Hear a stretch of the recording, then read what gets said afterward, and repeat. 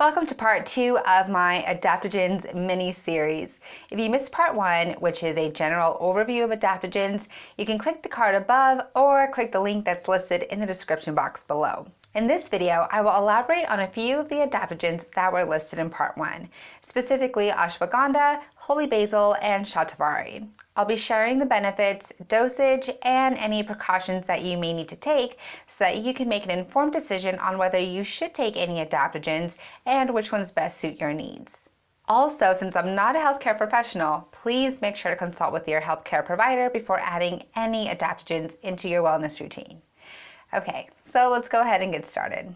So the first adaptogen I'll talk about today is Ashwaghanda, also known as winter cherry or Indian ginseng.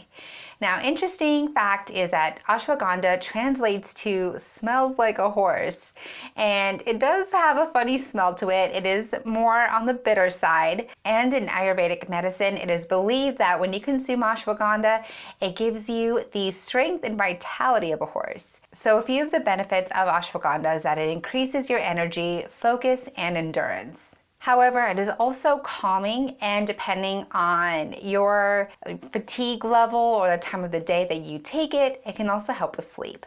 Ashwagandha can also reduce anxiety and depression, and also it has an anti-diabetic effect, so it can help balance out your blood sugar levels. Ashwagandha can also stimulate thyroid function, so this can be very helpful for those who have sluggish thyroid or who have Hashimoto's disease, as this can help boost thyroid hormone levels. Now, as far as what I found for the typical dose for ashwagandha, you can take it in tincture form, powder form, or capsule form. If you're going to go with tincture, you can do 2 to 4 milliliters 3 times a day. Or depending on whether you're doing powder or capsule form, you're going to want to start at 450 milligrams, and you can work your way up to 2 grams. Some of the cautions and side effects that I found with ashwagandha is that you do not want to take it if you are pregnant. Although a lot of women in India do use it as a tonic when they are pregnant, to be on the safer side, do not use it if you are pregnant because it may induce a miscarriage. Also, if you know that you are sensitive to any nightshade plants, you're going to want to avoid this as well. And going back to what I mentioned about improving thyroid function, if you have hyperthyroidism or Graves' disease, you're also going to want to avoid taking ashwagandha, as it does increase thyroid hormone levels. And also, if you are taking any sedatives or pain medications, you want to use ashwagandha with caution. Next is holy basil, also known as tulsi.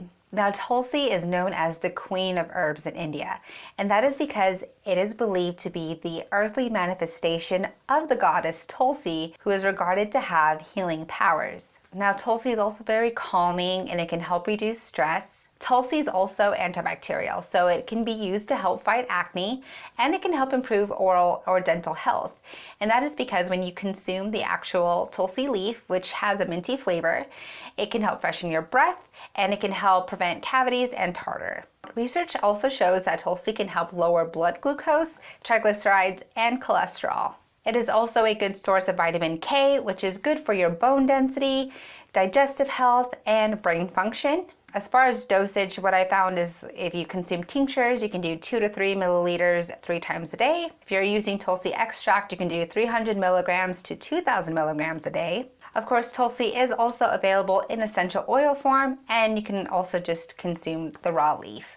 So as far as any cautions and side effects that I found with tulsi, you're going to want to avoid it if you are pregnant, just to be on the safe side. There wasn't anything alarming that I found. It was very common to see to just avoid if you are pregnant. However, you are going to want to avoid this if you are trying to get pregnant. Tulsi may have an anti-fertility effect, so you want to keep that in mind. Lastly is Shatavari, also known as Indian asparagus fruit. Now, Shatavari translates to she who has hundreds of husbands. Yeah, hundreds of husbands, and that is because it has been used for such a long time in increasing fertility and libido in women. But it can also help relieve menstrual cramps and help relieve some menopause symptoms. Shatavari can also help in breastfeeding women and help increasing milk flow during lactation. Shatavari is also anti-inflammatory, and it can boost your immune system, and it's been used to help relieve cough. Shatavari does act as a diuretic in the body as well, and it can also be very calming and it can help treat depression. Now, as far as dosage, you can do 2 to 4 milliliters in tincture form 2 to 3 times a day, or you can also make a tea with about a teaspoon of the powdered root and 8 ounces of water and drink that twice a day. Now, as far as any precautions, I haven't really found anything. It is regarded as generally safe, so just make sure, as with all the adaptogens, to just consult with your doctor or primary care provider to make sure it doesn't interact with any medications that you take or any conditions that you have. So that's it for today's video. I hope you found it interesting and informative. In fact, let me know, what did you find most interesting out of any of the adaptogens that I talked about today? And as I mentioned, this is part of a series, so once the other videos are up, which I'm thinking is going to be maybe 2 more videos, as I still have the other 7 adaptogens that I have to talk about. So once those are up, I'll have the links to those videos listed in the description box below as well.